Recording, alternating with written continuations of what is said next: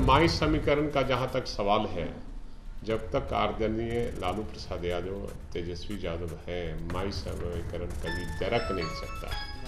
कि हमारे ही पार्टी के नेता हमको लेकर चले जाते हैं।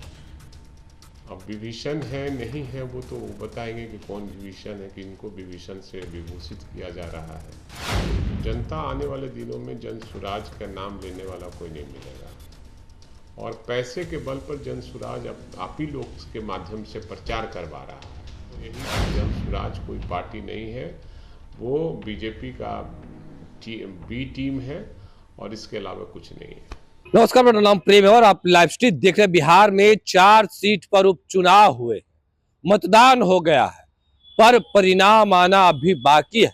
दावा दोनों ओर से किया जा रहा है कि चारों सीट में से चारों सीट हम लोग जीतेंगे, पर जो एम बाई समीकरण है उसको लेकर भी सवाल खड़े हो गए। सवाल पूछा गया, आरजेडी के कद्दावर नेता है, विधायक है भाई वीरेंद्र, देखिए किस तरीके से जवाब दे रहे हैं। उतना ही नहीं, मुख्यमंत्री नीतीश कुमार लगातार कह रहे हैं कि अब आप लोगों के साथ ही रहेंगे, अब कहीं नहीं जाएंगे, गलती हो गई। देखिए तमाम सवालों को लेकर क्या कुछ करें आरजेडी के विधायक भाई वीरेंद्र, पहले आप वो सुने। अब बोलने की बात है, वो बोल रहे हैं, लेकिन चारों सीट महागठबंधन के झोली में जा रहा है।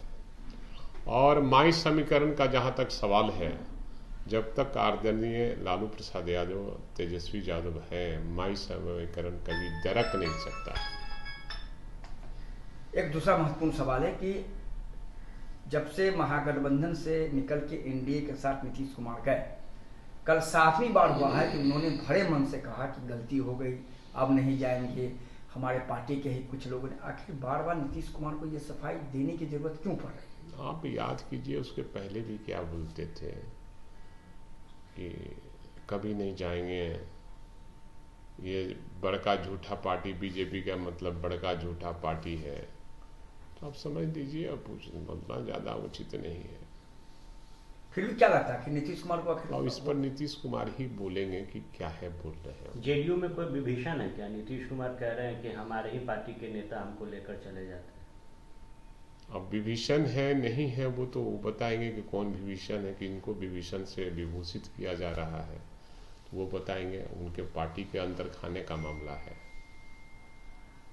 एक तीसरा सवाल यह है कि भाई वीरेंद्र जी, कि झारखंड का चुनाव चल रहा है, उपचुनाव हो गया, झारखंड का चुनाव चल रहा है। जन स्वराज पार्टी तिरहुत स्नातक क्षेत्र में भी कूद गई। क्या लग रहा है कि जन स्वराज पार्टी की स्ट्रेटजी को आप क्या मानते हैं? देखिए, वो बी टीम है बीजेपी का, और वो चाहती है कि बीजेपी का वोट बढ़े और महागठबंधन का वोट घटे। जनता इस बात को समझ गई है, तो जनता आने वाले दिनों में जन सुराज का नाम लेने वाला कोई नहीं मिलेगा, और पैसे के बल पर जन सुराज आप ही लोग के माध्यम से प्रचार करवा रहा है। और सवाल आप लोग जन सुराज का वो जरूर पूछ लेते हैं, लेकिन मैं कहता हूं यही कि जन सुराज कोई पार्टी नहीं है, वो बीजेपी का बी टीम है और इसके अलावा कुछ नहीं है। एक और महत्वपूर्ण सवाल है भाई वीरेंद्र जी की, विधानसभा का सत्र आ रहा है। सत्र में माने किस तरह, चूंकि सत्र तो बहुत छोटा है, आप लोग जब महागठबंधन सरकार में थे 2 3 4 दिन 5 दिन का सत्र होता था, तो बीजेपी आरोप लगाती कि सब कुछ छुपाया जा रहा है। देखिए, सबसे बड़ी चीज है कि सरकार चल नहीं रही है, चलाए जा रहे हैं, और ये सरकार ब्यूरोक्रेट चला रहे हैं, कोई चला नहीं रहा है। और बेरोजगारी, महंगाई, रोज छिनतई हो रहा है, रोज मर्डर हो रहा है। इन सब सवालों को लेकर हमारे नेता तेजस्वी प्रसाद यादव और हमारी महागठबंधन इस सवाल को विधानसभा और विधानसभा के बाहर में भी इस मामले को हम लोग उठाने का काम करेंगे, सरकार को घेरने का काम करेंगे कि महाजंगल राज कब समाप्त होने जा रहा है। क्योंकि आए दिन घटनाएं घट रही है, हर आदमी अपने आप को असुरक्षित महसूस कर रहा है, चाहे वो राजनीति से जुड़ा हुआ कार्यकर्ता हो, नेता हो, या पत्रकार हो, IAS अफसर हो, बिजनेसमैन हो, छोटे दुकानदार हो, बड़े दुकानदार हो। ये सारे लोग अपने आप को असुरक्षित, माँ बहन अपने आप को असुरक्षित महसूस कर रहे हैं। इसलिए इन सवाल को निश्चित रूप से रेज करने का काम करेंगे, सदन में हम लोग उठाने का काम करेंगे। एक अंतिम सवाल है कि दूसरी बार मदन सहनी बिखर गए हैं अपने बड़े पदाधिकारी से।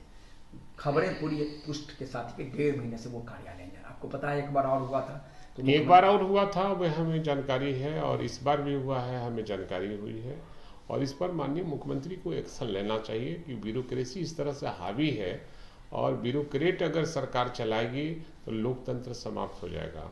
लोकतंत्र के 4 स्तंभ होते हैं, 4 स्तंभ का अपना अपना ड्यूटी अलग अलग बांटा हुआ है। अगर सब कोई ब्यूरोक्रेट सरकार चलाएगी तो सरकार नहीं चलेगी। अंतिम सवाल है, नियोजित शिक्षकों को दोबारा विशिष्ट अध्यापक कर दिया गया, लेकिन विरोध है बहुत जबरदस्त। कहना है कि अब हम लोग 16 साल से नौकरी कर रहे हैं, दोबारा प्रमाण मुख्यमंत्री नीतीश कुमार 200 लोगों को यहाँ देंगे, पूरे प्रखंड स्तर तक नियुक्ति पत्र दिया जा रहा है।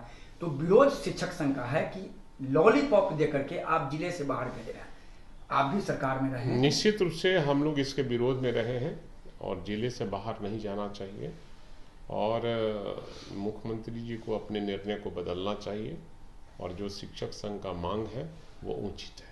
तो अभी आप भाई वीरेंद्र को सुन रहे थे, तमाम मुद्दे को लेकर क्या कुछ कहा उन्होंने, आपने सुना है किस तरीके से तमाम चीजों को लेकर सवालों का जवाब दे रहे थे, वो भी हमने आपको सुनवाया है। पर प्रशांत किशोर बीजेपी की बी टीम है, ये भी बता रहे हैं। फिलहाल के लिए इतना ही, बने रहे लाइव के साथ। धन्यवाद।